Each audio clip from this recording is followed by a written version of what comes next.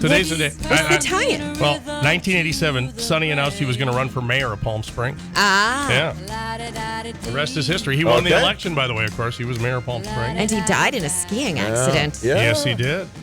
Didn't wear his helmet.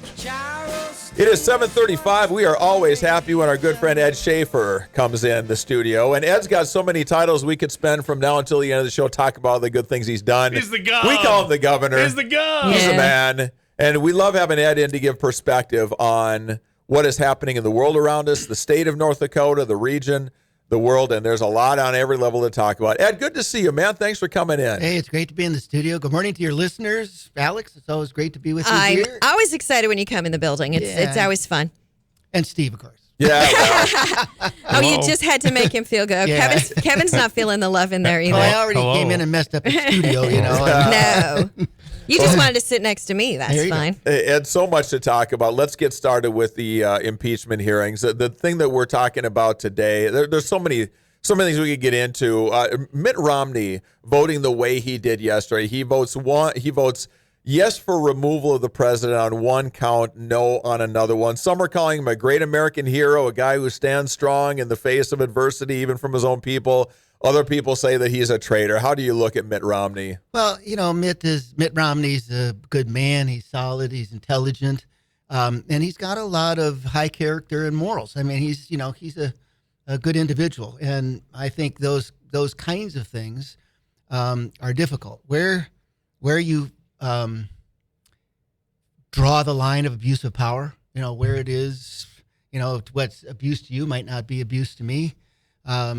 And I think Senator Romney voted how he felt he should, and I don't agree with him, but you know, I appreciate people actually that vote where their conscience is and not, you know, because of a political party or a fundraiser or the leader tells you to. I mean, you know, more people should be voting what they really believe in instead of just going along with the pack. But do you think that's it, or does he have it out for this president? Because he doesn't, and he's never been on the Trump train. He thinks he's garish and shouldn't be there and all this stuff. Yeah, I think you're right. I think, you know, it's always hard to sort out personal agendas, but certainly there's no love lost between the two. No kidding. And, you know, the president doesn't help that. Anybody pounding on him all the time. No. So, I think there's a possibility that he just said, hey, I'll give him one shot.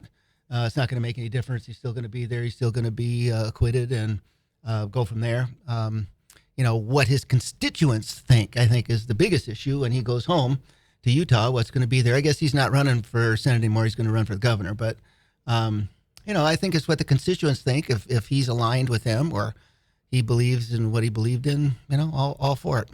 Do you think he's got higher aspirations to maybe run for president again? And he's just trying to show, well, I can work across the aisle here. Kevin, I think, mentioned that earlier. Yeah, I don't know. It's so hard to run for president again. You know, you go in as having lost an election.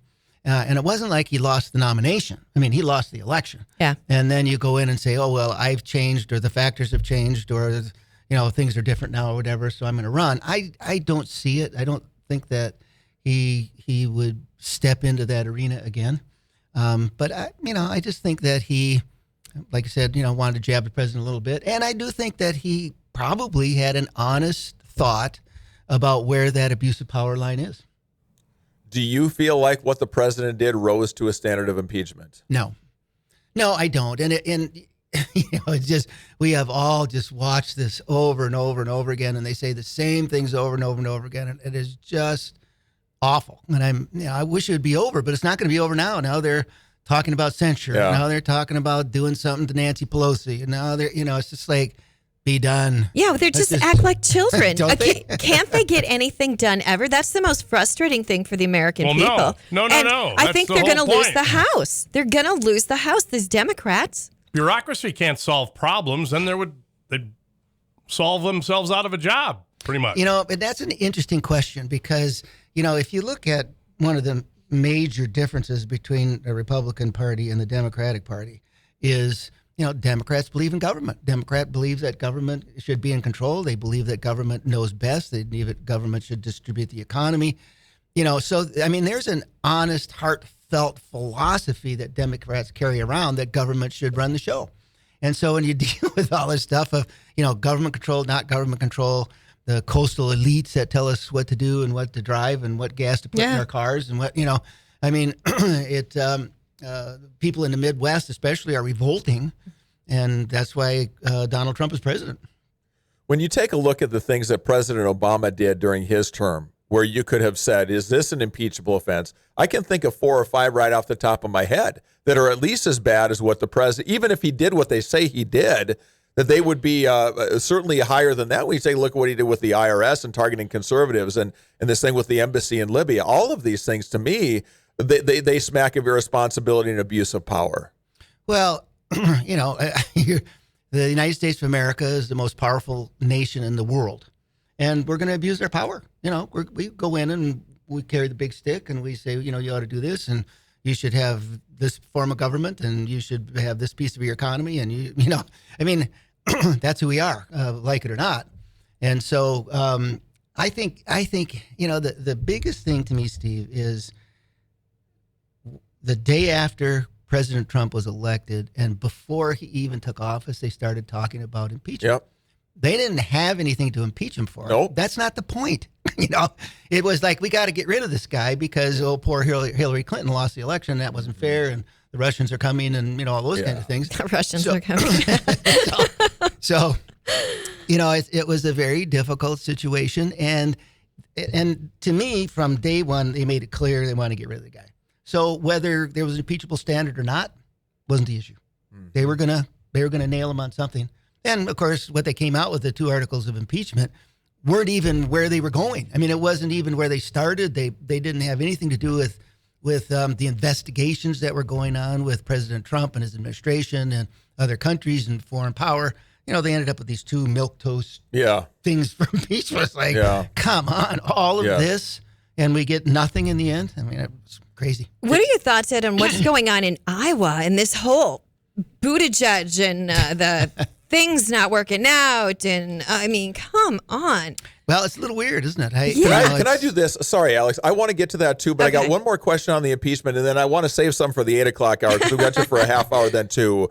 But let me ask you this. If you could give the president some advice on how he handled things on that phone call with Ukraine, what would you tell the president? Mr. President, all due respect, here's what I would have done differently, if anything.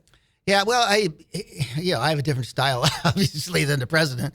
But to me, and I've been there, Steve. I've been there. I've withheld money. When I was at USDA, we withheld money from countries to get them to, do what we want them to do and to shape up or to deal with corruption and, all those kinds of things. So I've been sitting at that table. And I think what, in my opinion, when you're dealing with these things, which are very difficult, when you are making them personal versus philosophical or policy, that ends up being a problem. You deal with these dictators and ugly military guys and people, communists, and they believe in what they're doing. They run their country in a certain way, usually with an iron fist.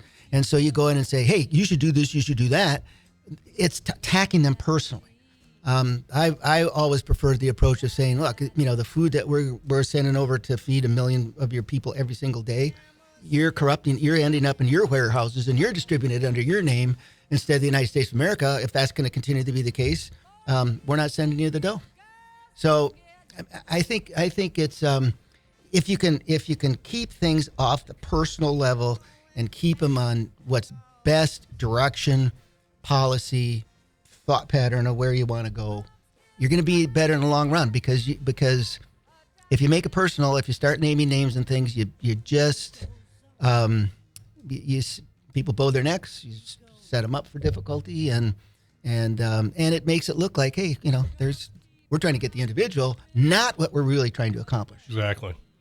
Ed Schafer, the one and only. We're just getting started with Ed. When we come back, we've got a weather update for you. We've got some sports as well, entertainment news, market headlines, all kinds of good stuff. And then we're going to talk about the Iowa situation and then what is going to happen. Who's going to come out of that Democrat side? I'm looking at Eddie shaking his head. He's laughing too. Do any of us know? We're going to talk about that as we continue here in the show. Be back with more right after this. Did you know that your computer doubles as a radio?